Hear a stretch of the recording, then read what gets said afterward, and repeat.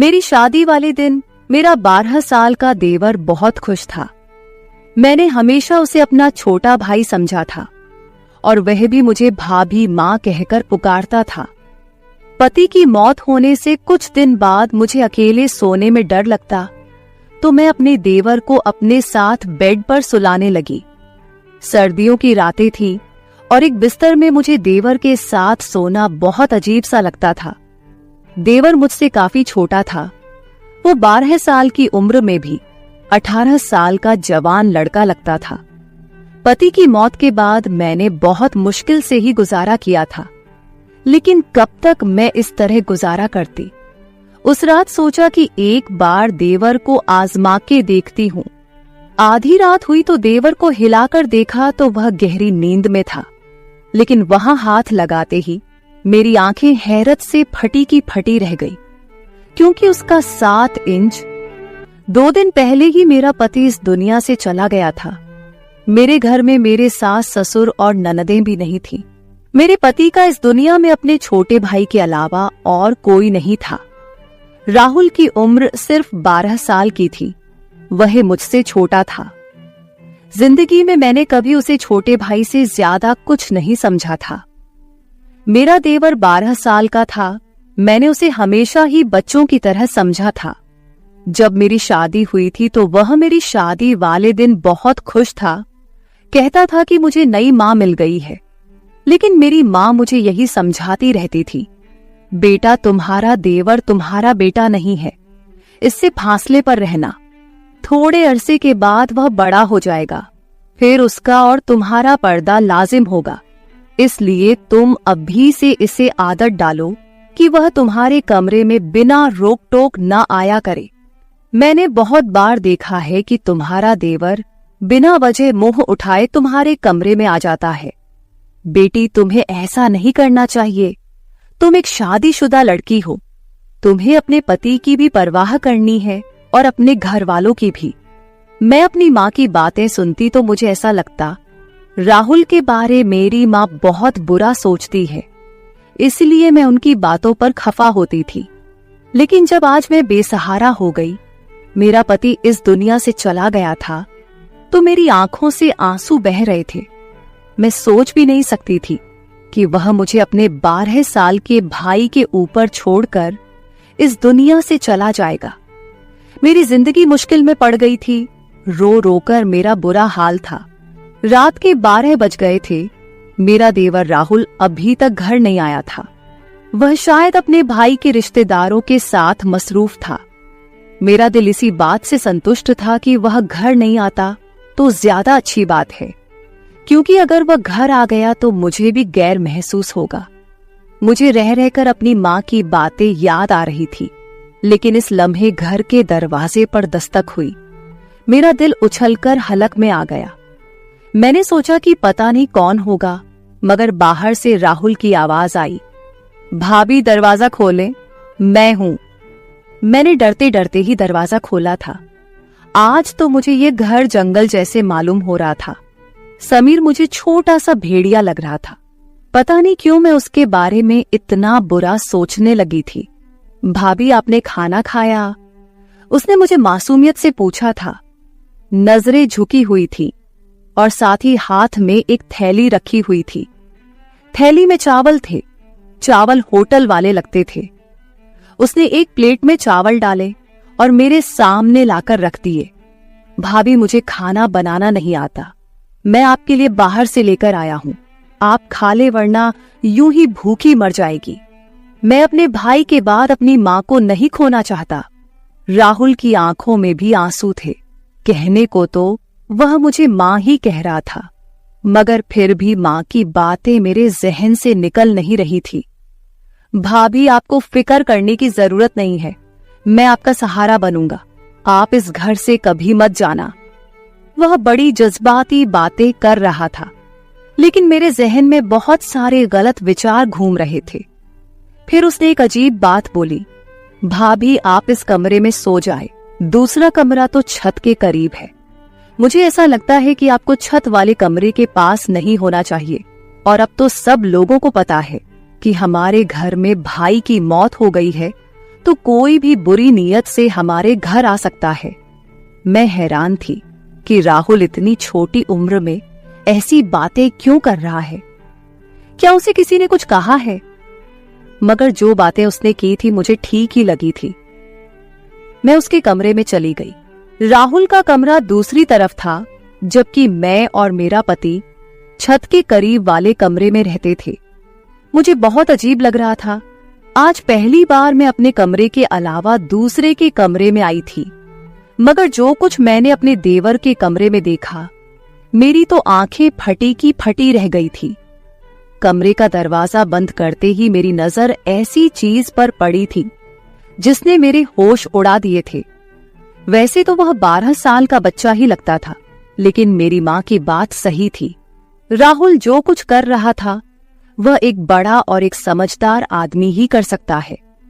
राहुल के कमरे में अपने जेवर देखकर मेरा खून खोल उठा था। मैंने तो उसे कहीं जगह पर कहीं तालों में छुपा रखा था, मगर यह सब कुछ राहुल के हाथ कैसे लग गया? बात बड़ी अजीब सी थी। मैं दिल में सोचने लगी कि मैं सुबह होते ही इसे इस बात का सवाल करूंगी, मगर उस वक्त मुझे सख्त नींद आ रही थी। मैंने दरवाजे को अंदर से कुंडी लगाकर अच्छी तरह लॉक कर लिया और फिर सोने की तैयारी करने लगी। पता नहीं क्यों मुझे बहुत नींद आ रही थी। हालांकि 2 दिन से मुझे ज्यादा नींद नहीं आ रही थी, पर आज मुझे लग रहा था जैसे राहुल के लाए हुए चावल खाकर मेरी आंखों में गहरी नींद आ रही थी। दिल में सोचा कि कहीं चावल खाने से मुझे नींद तो नहीं आ रही, मगर इतना तो मुझे मौका ही नहीं मिला।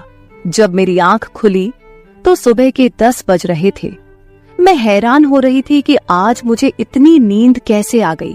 हालांकि 2 दिन से मुझे बिल्कुल भी नींद नहीं आ रही थी, लेकिन आज चावल खाने के बाद मेरी आंखें ऐसी बंद हुई जैसे किसी को शराब पिला दी गई हो।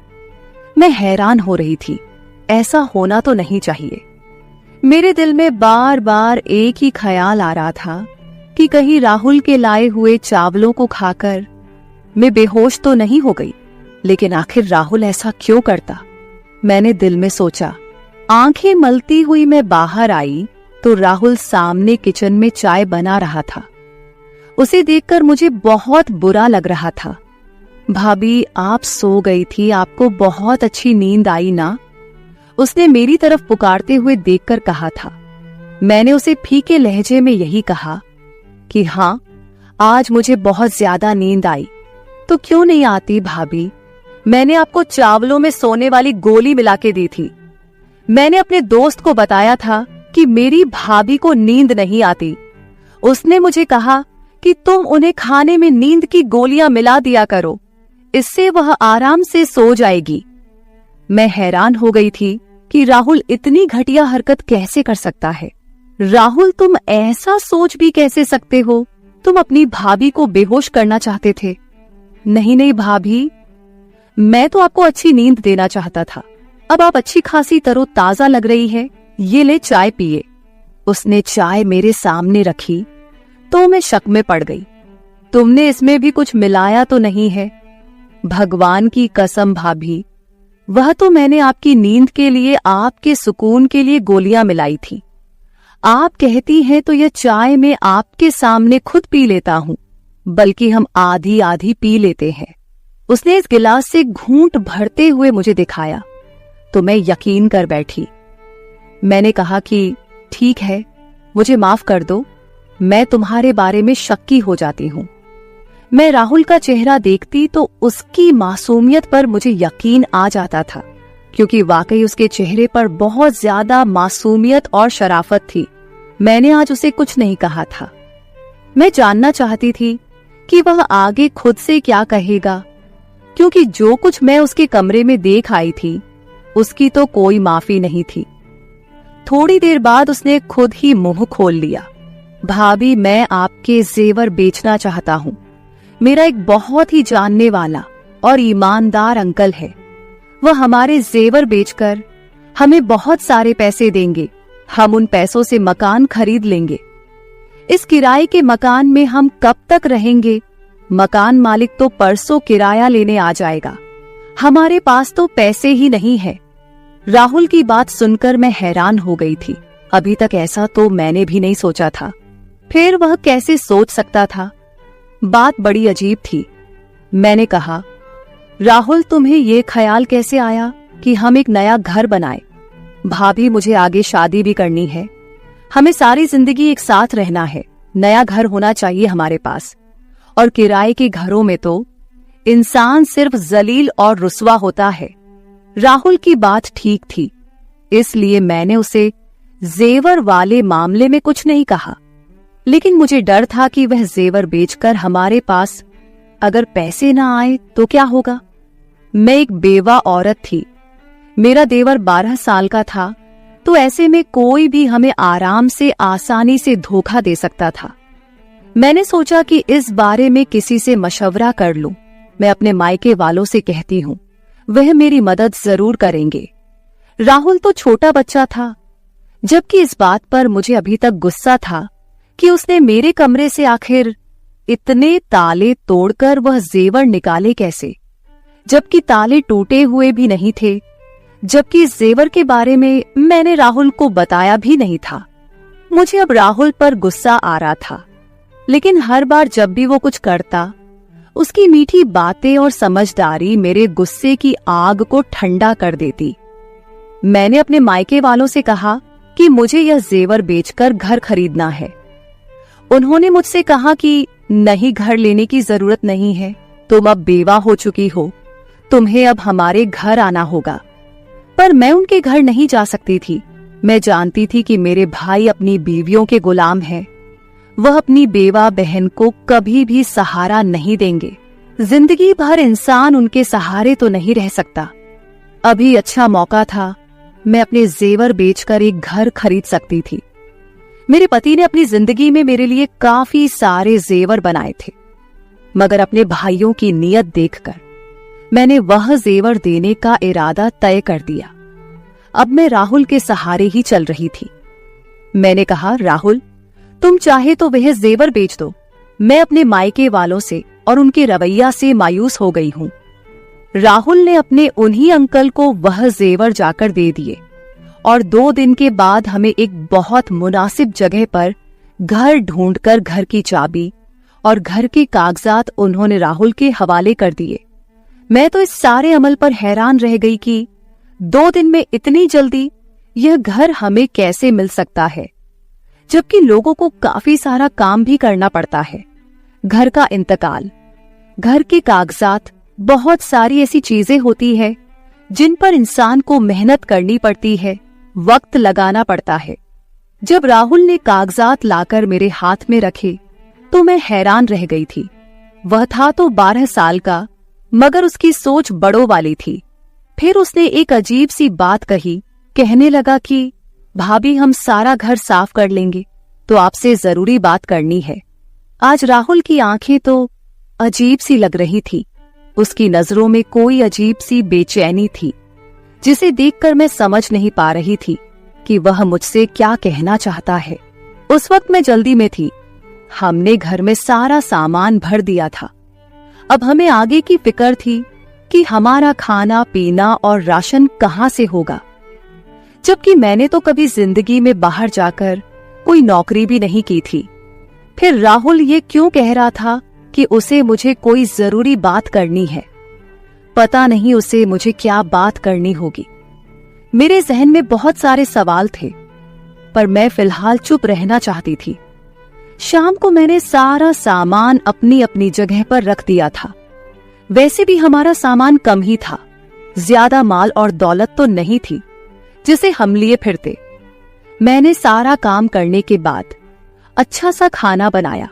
मैं राहुल का इंतजार कर रही थी, क्योंकि वह इस घर का हिस्सा था और मैं नहीं चाहती थी कि वह बाहर जाकर गंदा खाना खाए। मैंने उसके लिए खाना बहुत मेहनत से बनाया था, बिल्कुल वैसे ही जैसे अपने पति की पसंद से पहले बनाया करती थी। हर किस्म के लाड प्यार और नखरे उठाती थी। बहुत सारा खाना बनाने के बाद मैंने टेबल पर रख दिया और राहुल के आने का इंतजार करने लगी, मगर आज वह घर नहीं आया। मुझे बहुत अजीब सा लग रहा था। उसे इस वक्त घर होना चाहिए था, जबकि रात के 10 बज गए थे। भाई की मौत से पहले तो वह शाम को तकरीबन 5 बजे घर आ जाता था और उसके बाद कभी घर से बाहर नहीं निकलता। हम लोग जब बाहर आइसक्रीम खाने जाते तो वह हमारे साथ जरूर जाता, लेकिन अकेला तो कभी घर से बाहर नहीं गया। मुझे डर लग रहा था। मैं उसका इंतजार करने लगी, यहां तक कि रात के 12 बज गए। 12 बजे उसने दरवाजे पर दस्तक दी। मैंने गुस्से से दरवाजा खोला और उस पर बरस पड़ी। कहाँ रह गए थे तुम राहुल? तुम्हें शर्म नहीं आती? मैं तुम्हारी बेवा भाभी तुम्हारा इंतजार कर रही थी। मैंने तुम्हारे लिए खाना बनाया और तुम हो कि अपने भाई के जाते ही आवारा गर्दियां करने लगे हो। आखिर ऐसी कौन सी बात है जो तुम घर में नहीं कर सकते? तुम्हें बाहर जाना पड़ता है। तुम्हारे दोस्त को इधर ही बुला लिया करो। भाभी मैं ऐसा नहीं कर सकता। उसने नजरें उठाकर मुझे ऐसे गुस्से से देखा कि मैं डर गई थी, मगर वह तो एक बच्चा ही था। मैंने दिल में सोचा मैं इसे डरा धमका तो सकती हूँ। मैं यही ख्याल करके उससे बात कर रही थी कि वह मुझ पर चिल्ला उठा, भाभी बस कर दो, मुझे अब आपकी कोई बात नहीं सुननी और जो आपने खाना पकाया है वह आप खुद खा ले। ये कहकर वह अपने कमरे की तरफ चला गया। उस वक्त वह किसी 40 साल के मर्द की तरह गुस्सा कर रहा था। मुझे इस पर बहुत अफसोस हो रहा था। वह गुस्से में था, कोई बात उसके पीछे जरूर होगी। मैंने यही सोचकर उसके कमरे में जाकर दस्तक दी। उसने दरवाजा खोला, मुझे अजीब सी नजरों से देखकर बोला, एक बात कहूं भाभी, आप मुझसे शादी कर ले वरना आप काफिर हो जाएंगी। उसकी बात सुनकर मेरी आंखें फटी की फटी रह गई थी। तुम ऐसा सोच भी कैसे सकते हो कि मैं तुमसे शादी करूंगी? कहाँ गया तुम्हारा माँ वाला प्यार? तुम तो मुझे सुबह शाम माँ कहते हो। अब क्या हो गया? किसने तुम्हारा दिमाग खराब कर दिया है? इतनी घटिया बात तुमने अपने जहन में सोची भी कैसे और फिर मुंह से कैसे निकाली? मैं गुस्से से आग बबूला हो रही थी। वह बिल्कुल इसी तरह बिना किसी शर्मिंदगी के मेरे सामने हाथ बांधे खड़ा मुझे टकटकी नजरे से देख रहा था। मुझे उसकी नजरों से डर लगने लगा था। मैं एकदम बोलते बोलते चुप हो गई। वहीं से वापस मुड़ी और अपने कमरे में आकर बैठ गई। मैंने कमरे का दरवाजा अच्छी तरह से बंद कर लिया था। मेरा दिल जोर जोर से धड़क रहा था। मैं सोच भी नहीं सकती थी कि राहुल ऐसा निकलेगा और इस किस्म की बातें मुझसे करेगा। मैंने तो उसे हमेशा अपने बच्चों की तरह समझा था। अभी मेरी औलाद पैदा नहीं हुई थी, लेकिन फिर भी राहुल के बारे में मेरे पति ने भी मुझे यही कहा था कि तुम्हें हमेशा उसे अपनी औलाद की तरह समझकर पालना है। उसकी माँ नहीं है, बाप नहीं है, अब तुम ही उसका सब कुछ हो। राहुल की इन बातों से मुझे बहुत तकलीफ हुई थी। मैंने सोचा था कि आज के बाद मैं राहुल से कोई बात नहीं करूंगी। कानूनन ये घर मेरे नाम था। मैं इस घर में खुद अकेले भी रह सकती हूँ, पर राहुल ने दोबारा ऐसी हरकत की तो मैं उसे घर से जरूर निकाल दूंगी। ये घर तो मेरे पति के पैसों का था और मेरे नाम पर था, लेकिन राहुल इसमें रहने का हक नहीं रखता था। अगर वह अपनी भाभी को इज्जत नहीं दे सकता जो उसे देनी चाहिए थी। मेरी खामोशी अब गुस्से में बदल गई थी। सुबह उठते ही मैंने राहुल के कमरे का दरवाजा जोर जोर से पीटना शुरू कर दिया।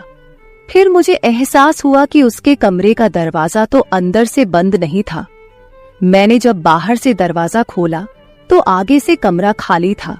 कमरे में कुछ भी नहीं था। राहुल कहाँ गया? मैं दिल में सोचने लगी। मेरा दिल गुस्से से धड़क रहा था। मैंने बाहर वाले दरवाजे पर नजर डाली तो दरवाजा बाहर से बंद था। इसका मतलब राहुल मुझे घर में कैद कर गया है। मैंने दिल में सोचा तो मुझे उससे नफरत होने लगी। इतना सा है, उम्र भी 12 साल है और हरकतें देखो। मैंने यही सोचकर अपने मायके जाने का फैसला कर लिया, लेकिन फिर याद आया कि मैं तो इद्दत में हूं। यूं बार बार घर से निकालना अच्छी बात नहीं है। बस यही सोचकर मैं बेबस होकर बैठ गई थी। पति की मौत को महीना हो चुका था। उस एक महीने में राहुल कितना बदल गया था। मैं दिल में सोचने लगी, खुदा मुझे औलाद देता तो मैं इस वक्त राहुल के सहारे ना होती। मैं अपनी औलाद के सहारे जिंदगी गुजार लेती। मगर अब मैं इसे क्या कहूं? मेरा तो इससे कोई रिश्ता भी नहीं। जिस शख्स की वजह से रिश्ता था वह तो इस दुनिया से चला गया। आज मैंने सोच लिया था कि राहुल आएगा तो मैं उससे साफ साफ बात करूंगी कि वह इस घर में नहीं रह सकता। रात के तकरीबन 6 भी नहीं बजे थे, यानी अभी रात शुरू भी नहीं हुई थी कि मेरे घर के दरवाजे पर जोर जोर से दस्तक होने लगी। मैं तो यही समझी कि बाहर राहुल होगा, पर जब मैंने दरवाजा खोला तो सामने 3-4 आदमी खड़े थे। ये आदमी बहुत अजीब गुस्से में लग रहे थे। उनके चेहरे पर दाढ़ियां सजी थी। लगता था जैसे इस्लाम के ठेकेदार हो। उन्होंने जो बात मुझसे कही थी वह सिर्फ बहुत हैरान कर देने वाली नहीं थी, बल्कि मुझे दुखी कर देने वाली थी। उन लोगों ने कहा, बीबी तुम यहाँ अकेली रहती हो? मैंने कहा, जी हाँ मैं अकेली रहती हूँ। वह लोग बोले, झूठ बोल रही है यह औरत, यहाँ इसका देवर भी इसके साथ ही रहता है, अभी भी घर में ही होगा। ये लोग पता नहीं इस मोहल्ले को क्या समझते हैं, मोहल्ले को गंदा कर रहे हैं। मैं तो कहता हूँ कि इन्हें यहाँ से बेघर कर देना चाहिए। इन लोगों का इस मोहल्ले में रहना ठीक नहीं। मैंने कहा, क्यों भाई साहब, हमने क्या किया है? अरे बीवी तुमने क्या किया है ये तुम हमसे पूछ रही हो? तुम अपने 12 साल देवर के साथ इस घर में अकेली रहती हो। तुम्हें पता है कि तुम्हारा पति मर गया है, अब तुम बेवा हो गई हो। अपने माँ बाप के घर जाओ। यहाँ रहना है तो शराफत से रहो। यहाँ हमारी भी बहनें बेटियां रहती हैं। ऐसे लोगों को हम मोहल्ले में बर्दाश्त नहीं कर सकते। इन आदमियों पर मुझे गुस्सा तो बहुल आया, मगर मैं उनसे उलझना नहीं चाहती थी। मैंने उनके मुंह पर ही घर का दरवाजा बंद कर दिया। आंखों से आंसू बहने लगे। राहुल पर मुझे गुस्सा आ रहा था। यह सब उसी का किया धरा है। मैंने अपना सामान बांधना शुरू कर दिया। यहां रहना मेरे लिए मुश्किल हो चुका था। मैं जानती थी कि राहुल ने ही मेरे बारे में ऐसी बातें फैलाई होगी जैसे मैं बहुत गुनहगार औरत हूं। सच कहते हैं, ये दुनिया अकेली औरत को खा जाती है। भगवान सबकी इज्जत को हिफाजत में रखे। तो मेरे प्यारे दोस्तों, ये थी हमारी आज की छोटी सी कहानी। आपको यह कहानी कैसी लगी कमेंट करके जरूर बताएं। अगर आपको यह कहानी पसंद आई हो तो इसे लाइक करें और अपने दोस्तों के साथ शेयर करें। अगर आप ऐसी ही और भी इंटरेस्टिंग और रोमांटिक कहानियां सुनना चाहते हो तो चैनल को सब्सक्राइब जरूर कर ले और बेल आइकॉन ऑन कर ले, ताकि आपको मेरी आने वाली नई वीडियो की सूचना तुरंत मिल सके। कल मिलेंगे एक और नई कहानी के साथ। बचपन से ही बहुत पसंद थे और मैं अपने अम्मी और अब्बू से भी ज्यादा उनके बेहद करीब थी। आहिस्ता आहिस्ता मैं बड़ी होती गई और मेरी और मेरे चाचू की दोस्ती भी गहरी होती चली गई। इस वक्त मैंने नई नई जवानी में कदम रखा था और अपनी सहेलियों से मर्द और औरत के बीच के रिश्ते के बारे में नई नई बातें सुनी थी। चाचू से दोस्ती इतनी गहरी थी कि मैं अपने चाचू से हर बात शेयर कर लेती थी और मुझे चाचू से बातें करके बहुत ज्यादा सुकून मिलता था। फिर एक रात अम्मी अब्बू घर पर नहीं थे तो चाचू के सर में बहुत ज्यादा दर्द था। चाचू ने मुझे कहा, अंजलि जरा चाय बनाकर मेरे कमरे में ले आओ। मैंने जल्दी से चाय बनाई और चाचू के कमरे में चली गई। चाचू ने चाय साइड टेबल पर रखने को कहा। मैं चाय टेबल पर रखकर वापस जाने लगी थी कि चाचू ने मुझे पकड़ लिया और कहने लगे कि आज घर पर कोई भी नहीं है, तुम्हें अपने कमरे में डर लगेगा, इसलिए आज मेरे पास ही लेट जाओ। मैं तुम्हें एक वीडियो दिखाता हूं। चाचू ने मुझे अपने बिस्तर पर लेटने को कहा।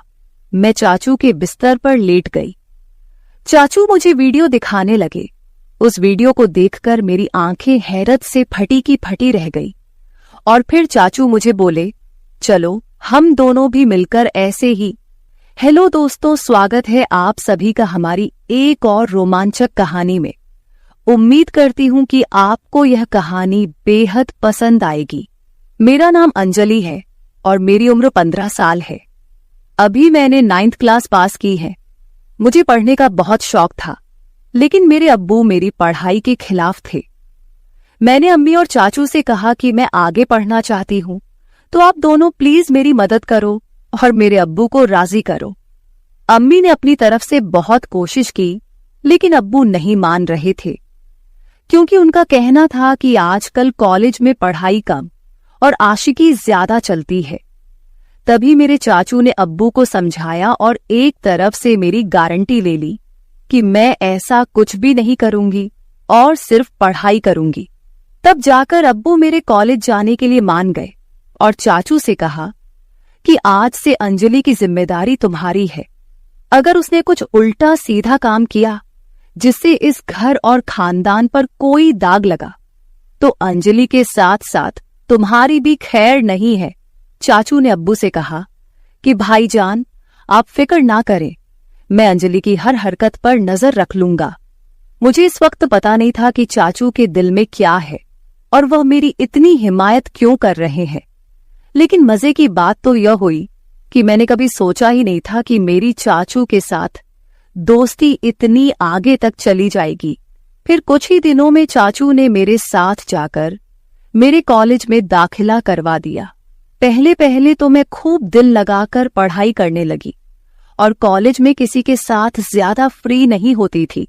जो भी कॉलेज में होता वह रात को मैं चाचू को घर आकर बता देती।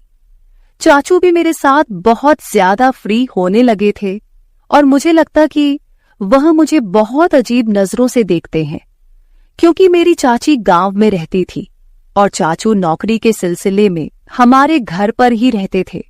फिर कॉलेज में मेरी दोस्ती एक लड़की से हो गई, जिसके साथ दोस्ती करने के बाद मेरी जिंदगी बदलने लगी, क्योंकि उस सहेली ने मुझे बताया कि उसकी मंगनी हो चुकी है। उसने मुझे एक दिन अपने मंगेतर से मिलवाया भी था। मेरी सहेली ने मुझे बताया कि हमारी अब शादी तय हो चुकी है, इसलिए हम दोनों अपने रिश्ते में पूरी तरह से खुल चुके हैं। हम दोनों में कोई पर्दा नहीं है। इसके बाद मैं अपनी सहेली से वह सब कुछ जानने की कोशिश करती, जिसे जानने की शायद मेरी अभी उम्र भी नहीं थी, या फिर मेरी उम्र ऐसी थी कि मैं यह सब बातें जानकर आसानी से गलत रास्ते पर चली जाती। और फिर ऐसा ही होने लगा। मुझे भी उन बातों में दिलचस्पी होने लगी।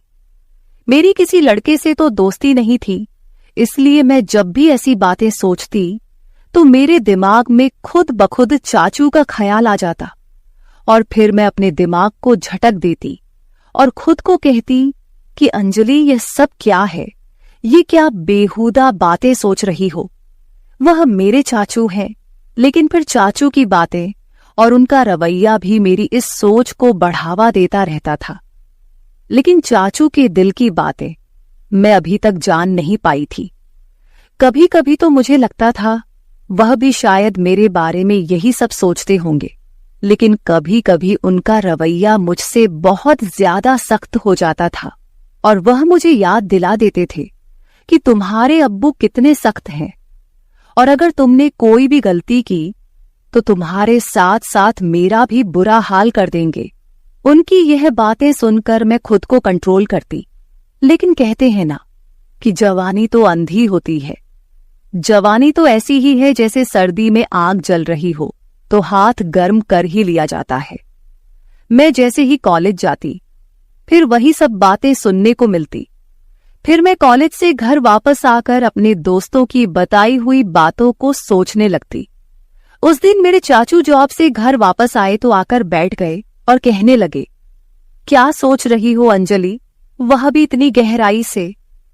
मैंने चाचू की तरफ एक अदा से देखा और उनसे कहा, चाचू, आपको पता है मेरी दोस्त ने मुझे आज क्या बताया है? हर बार की तरह आज भी मैं चाचू से अपने दिल की बात शेयर करने लगी। मेरी बचपन से आदत थी कि मैं अपनी हर बात चाचू को बताती थी, फिर वह चाहे कैसी भी बातें क्यों ना हो। चाचू भी मुझे ऊपर से नीचे तक देखते हुए बोले, हाँ बताओ, क्या बताना है तुम्हें? तुम्हारी दोस्त ने तुम्हें क्या बताया है? मैंने उन्हें कहा, मेरी दोस्त मुझे बता रही थी कि इंटरनेट पर बहुत किस्म की वीडियो होती है जिन वीडियो में हर तरह की मालूमात मिल जाती है। तो मैं ये कह रही थी कि आपके पास भी तो मोबाइल है और साथ में नेट का पैकेज भी लगा हुआ है। आपने भी वो वीडियो देखी होंगी, तो क्यों ना हम दोनों मिलकर वीडियो देखें और एंजॉय करें। मैंने यह बात अपना चेहरा चाचू के नजदीक लाकर सरगोशी वाले अंदाज में कहा। वह फटी फटी आंखों से मेरी तरफ देखने लगे। मुझे लगा जैसे वह मुझे अच्छी तरह से डांट लगाएंगे, लेकिन फिर अचानक उन्होंने मुझे बड़े गौर से देखा और फिर शायद दिल ही दिल में कुछ फैसला किया और फिर वह मुस्कुरा पड़े और मुझे सरगोशी वाले अंदाज में कहने लगे, देखो अंजलि, ऐसी बातें अपने अब्बू के सामने मत करना, वरना तुम्हारा बाप तुम्हारा तो बुरा हाल करेगा ही, मगर साथ में मुझे भी घर से निकाल देगा, क्योंकि मैंने तुम्हारी जिम्मेदारी ली हुई है और फिर मेरे लिए रहने का प्रॉब्लम हो जाएगा।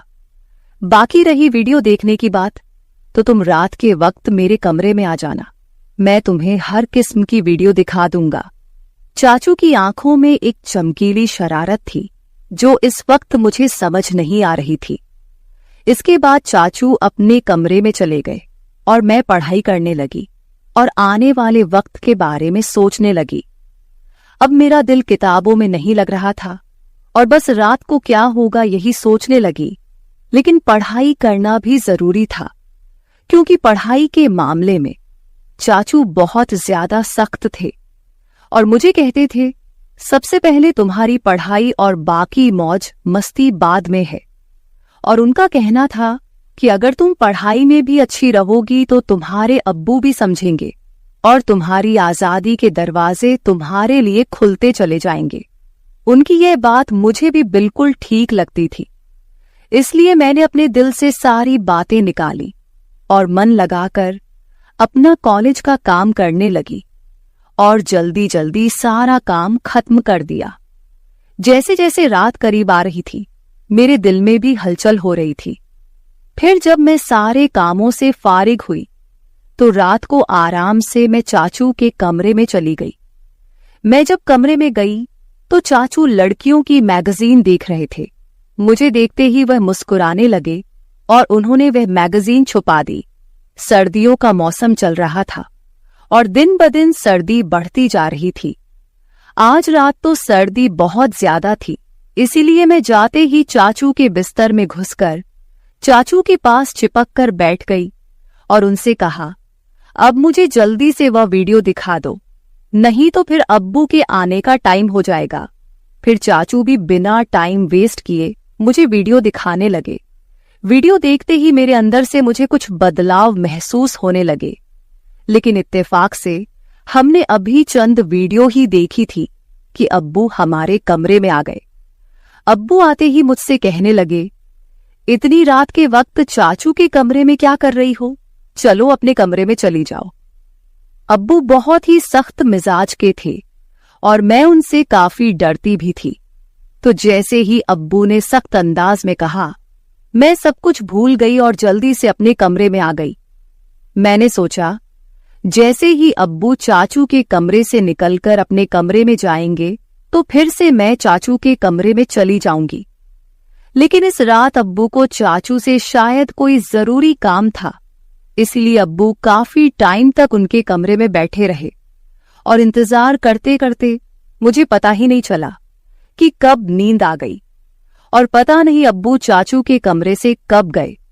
दूसरे दिन कॉलेज से लौटने के बाद मैं बेसब्री से रात का इंतजार करने लगी, क्योंकि मैंने कुछ वीडियो जो देख ली थी, जैसे तैसे करके मैं खुद पर काबू करने लगी और जब टाइम हुआ तो चाचू के कमरे में वीडियो देखने के लिए चली गई। मगर चाचू ने कहा, अभी मैं अपने ऑफिस का काम निपटा रहा हूं, ऐसा करो तुम थोड़ी देर बाद मेरे कमरे में आ जाना, मैं तुमको वीडियो दिखा दूंगा।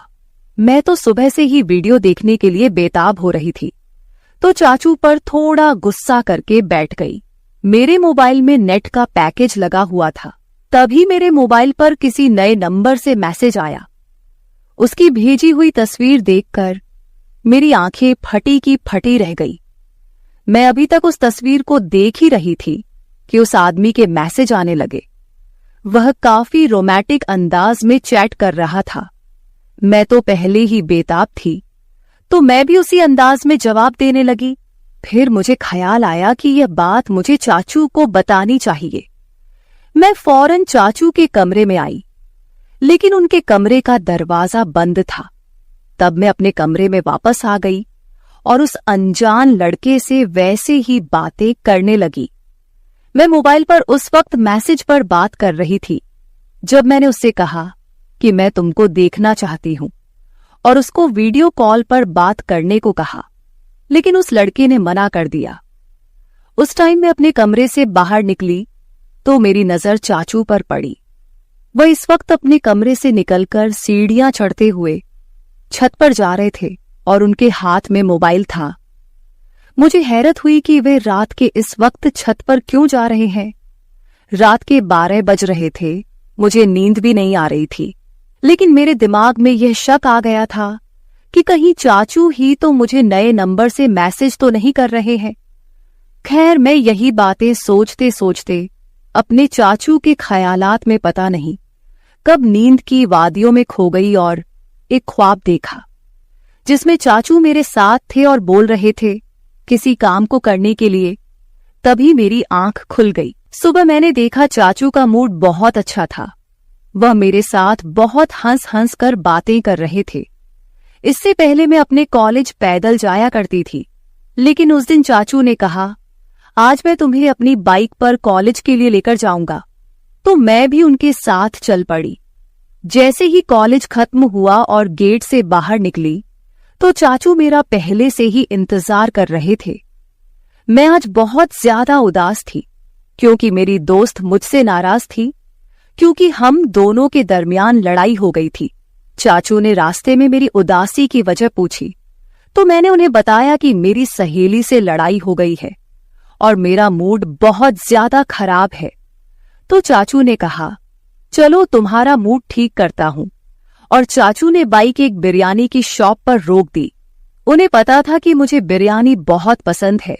फिर हम दोनों ने वहां बैठकर बिरयानी खाई और कोल्ड ड्रिंक भी पी। चाचू वहां भी मुझसे हंसी मजाक कर रहे थे। इसके बाद मैं चाचू के साथ घर वापस आ गई। उस दिन अम्मी अब्बू घर पर मौजूद नहीं थे, शायद किसी रिश्तेदार की शादी में गए हुए थे। तो चाचू मुझसे पूछने लगे कि तुमने मुझसे दोबारा से वह वीडियो देखने को क्यों नहीं कहा। तो मैंने उन्हें बताया कि मैंने तो पहले से ही देख ली है। चाचू एकदम से चौंक कर मेरी तरफ देखने लगे और बोले वो कैसे देखी, तुम्हारे पास तो सिर्फ सिंपल पैकेज होता है। उन्होंने सख्त अंदाज में पूछा था। मैंने उन्हें बताया कि मेरा एक नया दोस्त बना है, उसने भेजी थी। मैं रात को आपको बताने के लिए आई थी मगर आप सो रहे थे। जब चाचू ने यह सुना तो गहरी सोच में डूब गए। वह बोले तुम अभी जाओ और अपने कपड़े चेंज करके आ जाओ। मैं अपने कमरे में चली गई। जब मैं वापस आई तो देखा कि चाचू मेरे मोबाइल पर कुछ तलाश कर रहे थे। मुझे अपनी तरफ बढ़ता हुआ देखकर चाचू ने मेरा मोबाइल टेबल पर रख दिया और फिर हम दोनों ने एक साथ मिलकर खाना खाया। मैं खाना खाते वक्त चाचू की तरफ देखती तो मुझे लगता कि चाचू मुझे अजीब निगाहों से देख रहे हैं।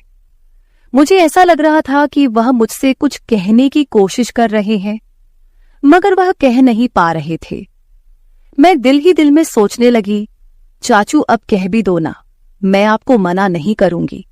फिर मेरी नजर चाचू के चेहरे से हटकर अपने मोबाइल पर पड़ी, क्योंकि मैं आज भी उस अनजान लड़के के मैसेज का इंतजार कर रही थी। उसने अभी तक मुझे मैसेज नहीं किया था और चाचू भी फिलहाल कुछ कहने को चाह रहे थे। तभी मैंने मोबाइल उठा लिया और खुद ही उस नंबर पर मैसेज करने लगी, मगर मेरे चाचू ने मेरे हाथ से मोबाइल छीन लिया। मुझे लगा शायद उन्हें जलन हो रही है।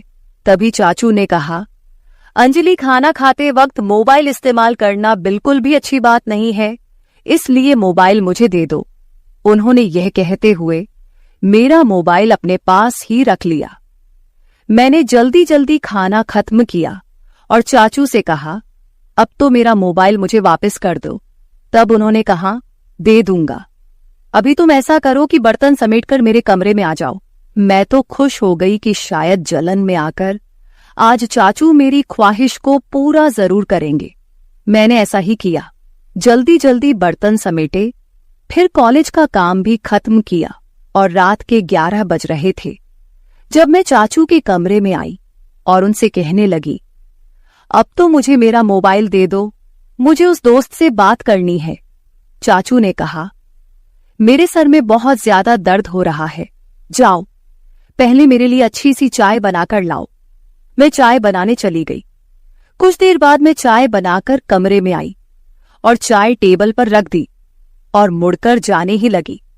तभी चाचू ने मुझे बाजू से पकड़ लिया और बोले, आज घर में कोई भी नहीं है, तुम्हें अकेले सोने में डर लगेगा, आज रात तुम मेरे कमरे में ही रुक जाओ। मैं खामोश निगाहों से उनकी तरफ देखने लगी, क्योंकि आज रात मुझे उस लड़के से वीडियो कॉल पर बात करनी थी। मैंने जानबूझकर चाचू को वापस जाने के लिए यह बात कह दी कि मैं अपने कमरे में जाऊंगी और अपना बाजू उनसे छुड़ाकर कमरे से बाहर जाने लगी। मगर चाचू ने मुझे जाने से रोक दिया और बोले, मैंने जो कहा है उतना ही करो। उन्होंने सख्त लहजे में कहा था और मुझे अपने बेड पर लेटने को कहा। मैं भी डर के मारे चाचू के पास ही रुक गई। वह काफी देर तक तो मेरा मोबाइल इस्तेमाल करते रहे और मुझे सोने भी नहीं दिया।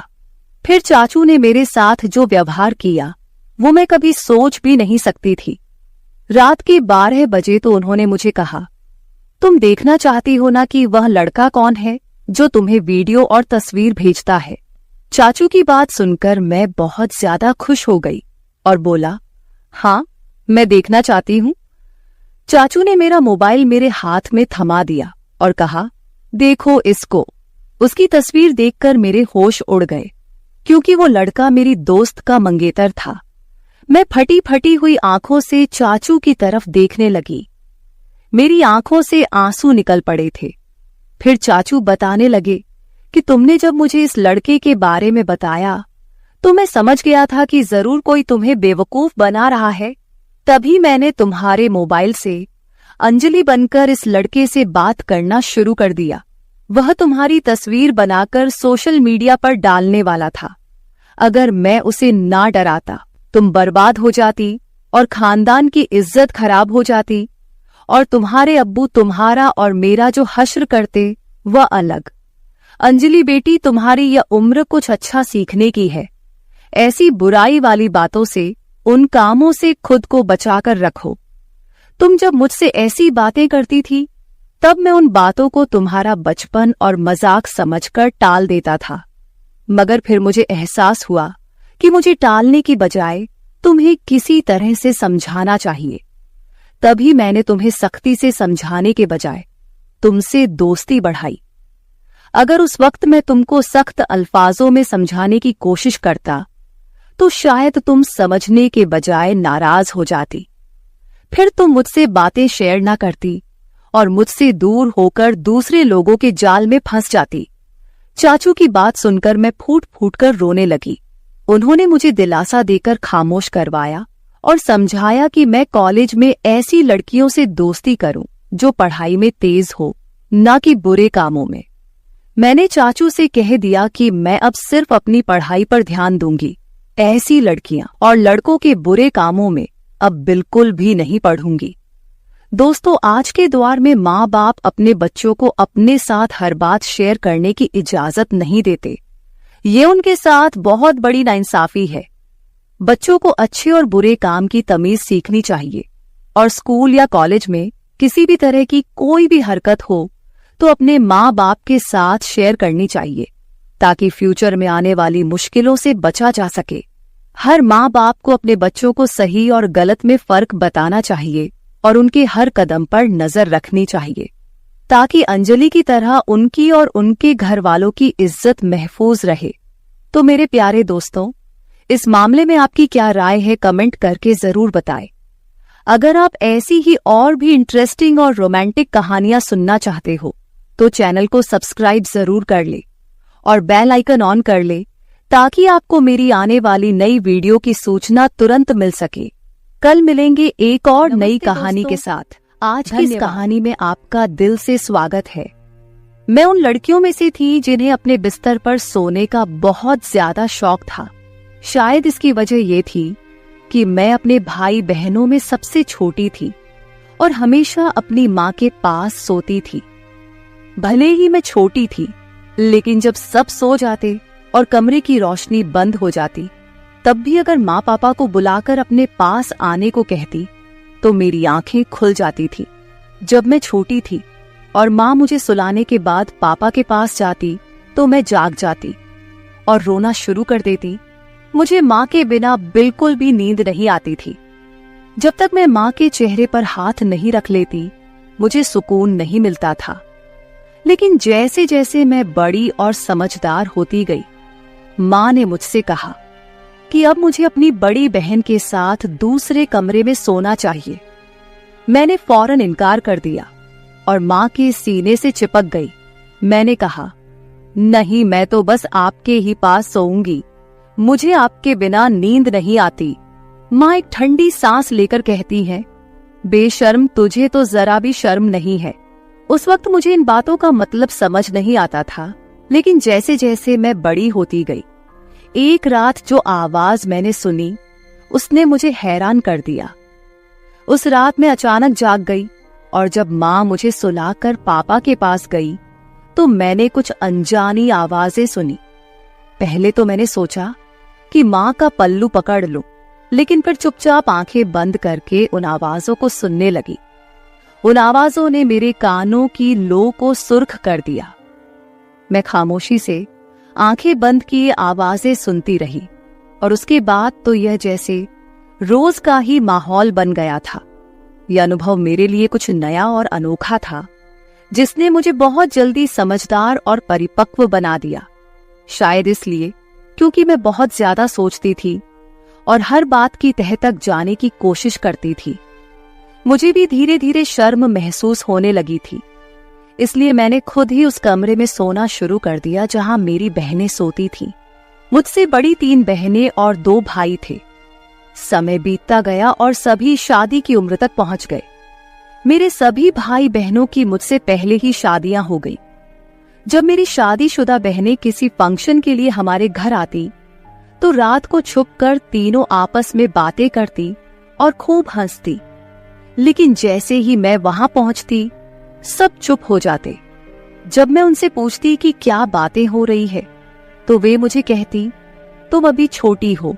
हालांकि मैं 18 साल की हो चुकी थी, लेकिन वो मुझे अभी भी बच्ची समझती थी। धीरे धीरे मैं इतनी चतुर हो गई कि जब भी मेरी बहनें आती तो मैं जानबूझकर सोने का नाटक करती और उनके बीच बिस्तर पर सो जाती।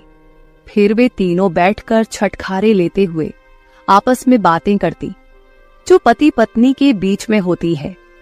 मेरी तीनों बहनें हमेशा आपस में सब कुछ साझा करती थी और साथ मिलकर शरारतें करती थी। मैं भी उनकी बातें सुनती थी और खुद को संयमित रखने की कोशिश करती थी। शादी के बाद की जिंदगी खुशियों से भर जाती है, ये बात मैं जान चुकी थी। इसलिए मेरे दिल में भी एक हलचल मचने लगी थी। मैं सोचने लगी कि आकाश, मेरी भी शादी हो जाए, मेरा भी एक पति हो और मुझे भी अपने पति से वही प्यार मिले जो मेरी बहनों को मिलता है। शादी के बाद ये सब जायज हो जाता है और इसमें सुकून भी मिलता है। ये सोच सोच कर मेरा दिल जोर जोर से धड़कने लगता था। पढ़ाई पर ध्यान देने की बजाय मैं शादी के बाद के ख्वाब देखने लगी। हर रात एक अजीब सी बेचैनी मेरी रग रग में समा जाती थी। मैं जब कमरे में अकेली होती तो अपने मोबाइल पर इंटरनेट पर लड़के लड़कियों की रोमांटिक सॉन्ग देखती और फिर खुद को उस लड़की की जगह महसूस करती। मैं उस लड़की की जगह अपने भावी पति की कल्पना करती और सुकून महसूस करती थी। एक दिन मेरी बड़ी बहन घर आई हुई थी। भाभी और मेरी बहन आपस में कुछ ऐसी बातें कर रही थी जिन्हें सुनकर मेरे मन में अलग ही ख्याल आने लगे और मैं फिर वही रोमांटिक वीडियो देखने लगी। उसी वक्त मेरी बहन जाग गई और उसने मुझे यह सब करते हुए देख लिया। उसने मेरा मोबाइल छीन लिया और मेरे चेहरे पर एक थप्पड़ मार दिया। फिर गुस्से में बोली, अपनी उम्र देख और अपने काम देख। मैं समझ नहीं पा रही थी कि तू पढ़ाई पर ध्यान क्यों नहीं दे रही थी। तू तो वक्त से पहले ही इन गलत कामों में पड़ गई है। तुझे बहुत शौक है अपनी जिंदगी में किसी को शामिल करने का। देखती हूँ, सुबह माँ से कहती हूँ कि तेरी ये बेटी एक दिन तेरा मुंह काला करके चली जाएगी, इससे पहले कि कुछ और बुरा हो इसे यहां से चलता करो। जब मेरी बहन को मेरी इस हरकत का पता चला तो मैं बहुत डर गई। मैं रोने लगी और उससे हाथ जोड़कर माफी मांगने लगी। नहीं दीदी, ऐसा कुछ नहीं है, मैं तो बस ऐसे ही देख रही थी। लेकिन उसने मुझे खूब डांटा। अगले दिन मेरी बहन ने मुझे मेरा मोबाइल वापस कर दिया, लेकिन यह वादा लिया कि अगर दोबारा इस तरह की फिजूल वीडियो देखी तो अंजाम बुरा होगा। मैंने भी तौबा कर ली थी, पर जब मैं कॉलेज जाती और अपनी सहेलियों को उनके बॉयफ्रेंड के साथ बातें करते हुए सुनती तो फिर से मेरे अंदर वही भावनाएं जागने लगती। मैं 18 साल की थी जब मेरी बहन ने एक बार फिर मुझे मोबाइल पर वही वीडियो देखते हुए देख लिया। वह कहने लगी, तुझसे मना किया था ना, फिर भी नहीं मानी। लगता है तेरी जवानी कुछ ज्यादा ही जोश दिखा रही है। चल अब माँ को बताती हूँ। मुझसे रहा नहीं गया तो मैंने गुस्से में कह दिया, हाँ, खुद तुम लोग शादी करके अपनी जिंदगी एंजॉय कर रहे हो और मुझे एक वीडियो भी नहीं देखने देती। इससे अच्छा तो माँ से कह दो कि मेरी भी शादी करवा दो। मैं शादी लायक हो चुकी हूँ, घर के काम भी अच्छे से कर लेती हूँ और पढ़ाई लिखाई में मेरी वैसे भी कोई खास दिलचस्पी नहीं है। जब भी मैं कुछ कहती हूँ लोग मेरी माँ बनकर मुझे डांटने पर तुले रहते हैं। मेरी बहन ने मुझे थप्पड़ मारा और कहा, क्या जमाना आ गया है, जब ससुराल जाओगी तब सीधी हो जाओगी। ससुराल में सिर्फ पति ही नहीं होता बल्कि ढेर सारी जिम्मेदारियां भी होती है। हम तो ससुराल की थकान लेकर मायके में आकर चैन की सांस लेते हैं। रात को पति का मूड देखना पड़ता है, गुस्सा सहना पड़ता है और सुबह से ननद देवरानी और जेठानी दिमाग खराब करती है। महंगाई और बिजली के बिल वैसे ही सरदर्द देने के लिए तैयार रहते हैं। तुम्हें शादी आसान लगती है, लेकिन असल में ऐसा नहीं है। मेरी बहन ने मुझे बहुत समझाया, लेकिन मैं कहाँ समझने को तैयार थी। मेरे लिए भी रिश्ता देखा जाने लगा। सबसे पहले जो रिश्ता आया वो मेरी भाभी के खानदान का था। मेरी भाभी तो वैसे भी मुझे कुछ खास नहीं समझती थी और मुझे उस घर से निकालने के चक्कर में थी। जब लड़के की तस्वीर दिखाई गई तो वह बहुत खूबसूरत था। उसे देखकर मेरे दिल की धड़कन तेज हो गई। उसके साथ शादी के बाद का ख्याल आते ही मेरे अंदर एक अजीब सी खुशी दौड़ने लगी। हमारे घर वाले सादगी पसंद थे, इसलिए हमारी शादी भी सादगी से होने वाली थी। शादी की तैयारियां शुरू हो गई और फिर वह दिन आ गया जब मैं मेहंदी लगाकर दुल्हन बनकर बैठी थी। खानदान की सारी औरतें आकर मेहंदी की रस्म निभा रही थी। मैं भले ही गंभीरता से बैठी थी, लेकिन अंदर से मेरे मन में खुशी की लहर दौड़ रही थी।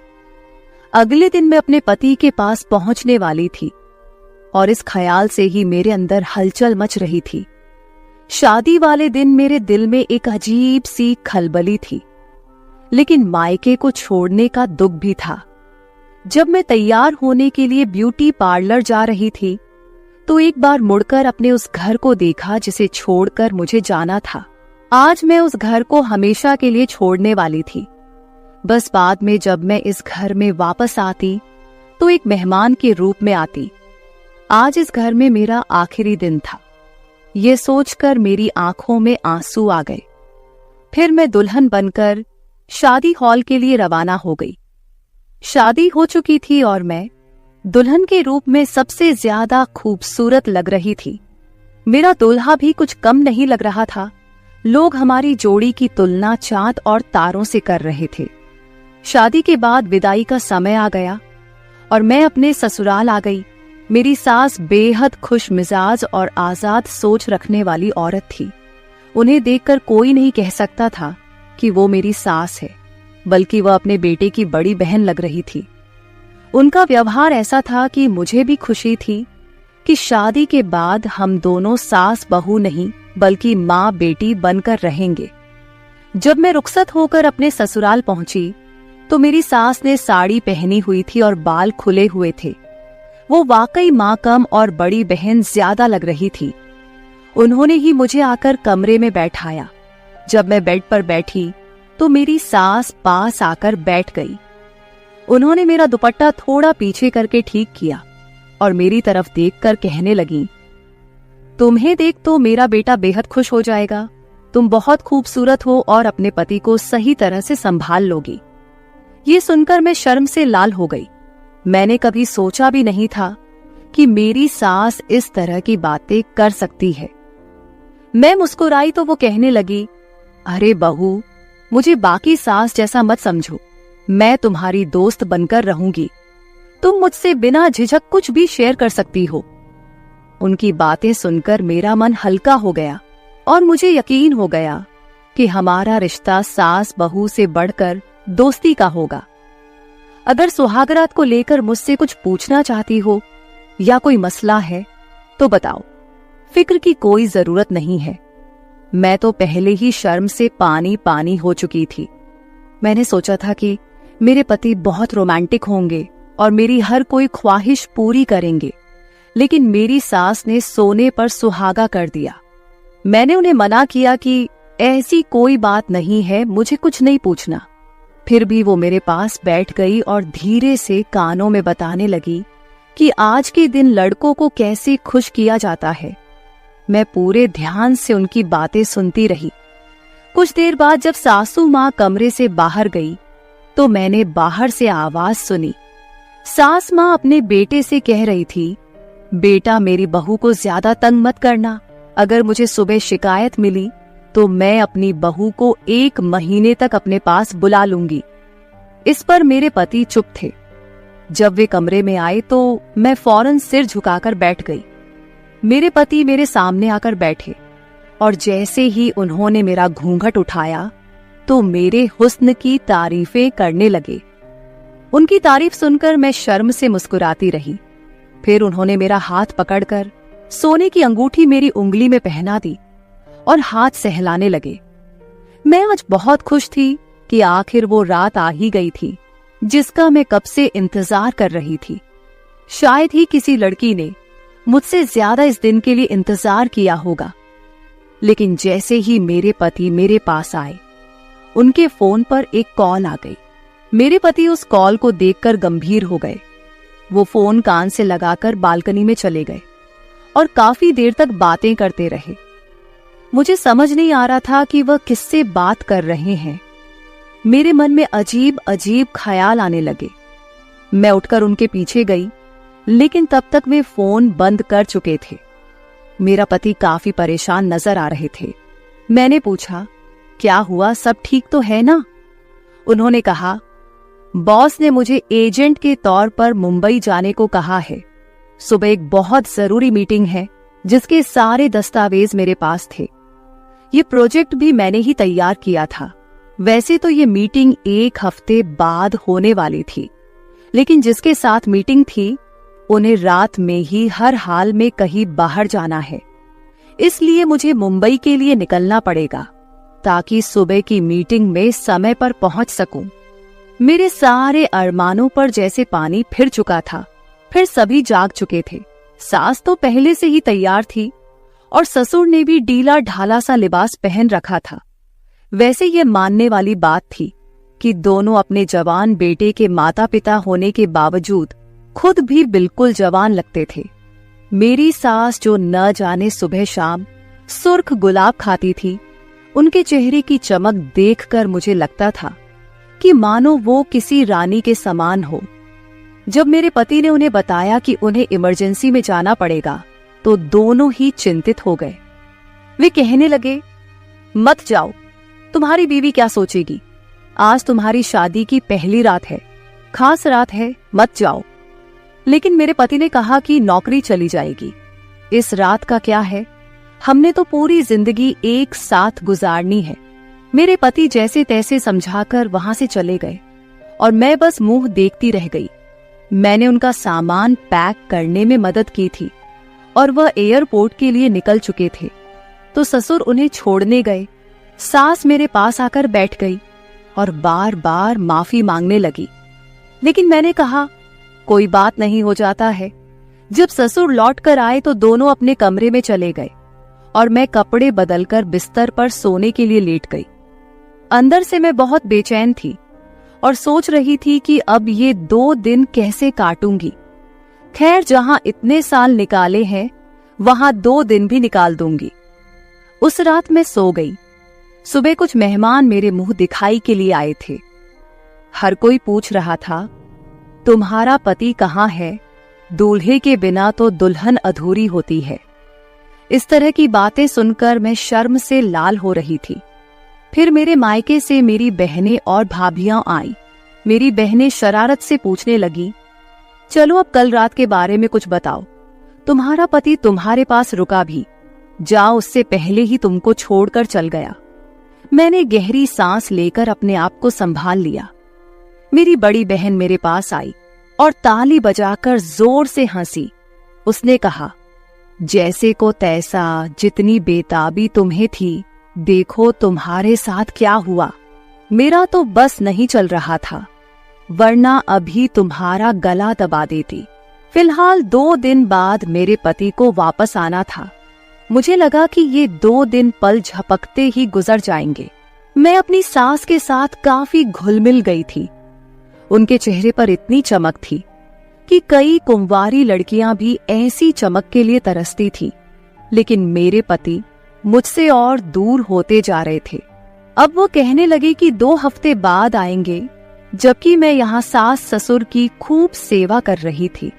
उस दिन जब मेरी सास ने हमारे लिए चाय बनाई और लिविंग रूम में लाई, तो मैं उनके पास ही बैठ गई। मैंने उनके चेहरे की ओर देखा और कहा, अरे मम्मी जी, आप ऐसा क्या खाती है? आपको देखकर बिल्कुल भी नहीं लगता कि आप एक जवान बेटे की माँ हैं। इतनी चमक तो आजकल की कुंवारी लड़कियों में भी नहीं होती। मेरी बात सुनकर सास हंसते हुए बोली, अरे पगली, तेरे ससुर मुझसे इतनी मोहब्बत करते हैं। इस उम्र में भी वो मेरी हर ख्वाहिश पूरी करते हैं। जब और औरतें इन चीजों के लिए तरसती हैं, मेरे पास वो सब कुछ है। फिर क्यों न मैं किसी जवान लड़की की तरह चमकती रहूं। सास की बात सुनकर मैं शर्म से लाल हो गई। उस रात मैं निराश होकर सोने की कोशिश करती रही, लेकिन आधी रात को बेचैनी इतनी बढ़ गई कि पसीने से भीग गई और गला सूख गया। मैंने देखा कि पानी का गिलास खाली था, इसलिए मैं किचन की ओर चल पड़ी। लेकिन तभी मुझे सास ससुर के कमरे से अजीब आवाजें सुनाई देने लगी। ये आवाजें सुनकर मैंने सोचा कि आखिर देखूं तो सही, वो इस वक्त क्या बातें कर रहे हैं। मैं उनके कमरे की तरफ बढ़ गई। बिना सोचे समझे दरवाजे के पास कान लगाकर बातें सुनने लगी। जो आवाजें मैंने सुनी उसने मुझे शर्म से पानी पानी कर दिया। ये लोग बुजुर्ग हो चुके थे, लेकिन अभी भी एक दूसरे के साथ प्यार मोहब्बत की बातें कर रहे थे। मेरी सास कह रही थी, मेरी उम्र का लिहाज कर लो, घर में जवान बहू है। लेकिन जो जवाब मेरे ससुर ने दिया, उसे सुनकर मेरे पैरों तले जमीन ही खिसक गई। मैं बिना पानी पिए ही वापस कमरे में जा चुकी थी। काफी देर तक सोचती रही कि क्या जो मैंने सुना वो सच था या मेरी गलतफहमी थी। मेरा ससुर अपनी बीवी से कह रहा था, अरे तो क्या हो गया, वो कौन सी दूध पीती बच्ची है, वो भी तो हमारे बेटे के साथ ऐसे ही प्यार मोहब्बत करने के लिए ही आई है। ये अलग बात है कि बेचारी अब तक उसके इंतजार में ठंडी पड़ चुकी है। ये सुनकर मेरे होश उड़ गए थे। मैं कभी सोच भी नहीं सकती थी कि एक ससुर अपनी बहू को लेकर इस तरह की बातें कर सकता है। सुबह जब सास ससुर कमरे से बाहर आए तो मैं उनसे नजरें मिलाने की हिम्मत नहीं कर पा रही थी। मुझे ससुर से अजीब सा डर महसूस हो रहा था, क्योंकि अब मैं उनकी नजरों का इशारा समझ चुकी थी। वो मुझे सर से पैर तक अजीब निगाहों से घूर रहे थे। जब मैंने पति से बात करने की कोशिश की तो उन्होंने यही कहा, मैं बिजी हूँ, बहुत काम है, वापस आने में समय लगेगा। एक दिन सास का ब्लड प्रेशर बढ़ गया। वो कहने लगी, बहू किचन में दवा रखी है, जरा दूध में घोल कर दे दे। उससे मुझे सुकून मिलेगा। मैंने दूध का गिलास निकाला और उनके ब्लड प्रेशर की दवा डालने की बजाय उसमें नींद की दवा मिला दी, जिसे पीकर मेरी सांस चकराने लगी और मैं उन्हें कमरे में लेटा आई। लेकिन अब घबराहट हो रही थी कि कहीं कुछ गलत ना हो जाए। उसी वक्त मेरे पति का मेरी सास के फोन पर कॉल आया। उन्होंने कभी मुझे कॉल नहीं किया था। मैंने फोन उठाया और जैसे ही कान से लगाया, पति ने कहा, सुनो, अपनी बहू को बता दो कि मैं अब वापस नहीं आने वाला। मैंने यहाँ किसी और लड़की से चक्कर चला लिया है और वह मेरे बच्चे की मां बनने वाली है। सुहागरात को भी उसी ने मुझे फोन करके दिल्ली बुलाया था। वह अमीर बाप की बेटी है और कह रही है कि अगर मैंने उससे शादी नहीं की तो मुझ पर केस कर देगी। यहाँ की पुलिस तो आप जानते हैं कितनी सख्त है। मजबूरी में मुझे उससे शादी करके उसके बच्चे को अपनाना पड़ेगा और बदले में मुझे करोड़ों की जायदाद भी मिल रही है। फिर भला क्या रखा है आपकी उस बहू में। बहुत जल्द मैं आप दोनों को भी यहाँ बुला लूंगा। सुकून की जिंदगी गुजारेंगे। बस किसी तरह इस नालायक बहू से पीछा छुड़ा ले।